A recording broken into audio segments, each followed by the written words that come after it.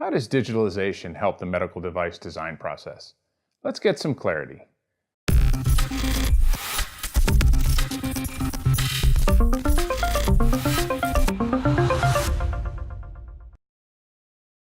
My name's Jim Brown with Tech Clarity, where we make the business value of technology clear.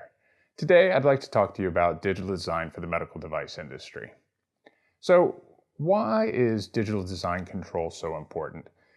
Clearly, today's medical device products are getting much more complex. They've got elements of mechanics, electronics, and software all working in concert to deliver the desired functionality.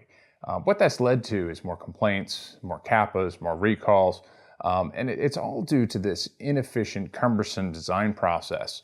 And that's really where we're getting a lot of the recalls and observations. So it's time to really step it up and improve the design control process. So how is digitalization different in terms of designing medical device products? First of all, it shifts the design process away from documents to data. It replaces all of the slow, costly, error-prone processes that are based on paper and moves them to more of a digital, data-driven approach. So you end up with digital models that are a cohesive view of the product. You get a very clear digital thread of the entire design process, and the overall process is connected and integrated. So information carries from one step to the next, and you can really see how the product is taking shape. And you can even simulate how that physical model is going to perform based on the models very easily, and people can see all of the different aspects. So that model starts really with requirements and moves through 1D design, 3D design, through simulation, through validation and verification, and you're not recreating data from step to step. You're not introducing new errors. You're not introducing inefficiency. Everybody is working together. What that allows medical device companies to be is much more agile, but in a controlled way.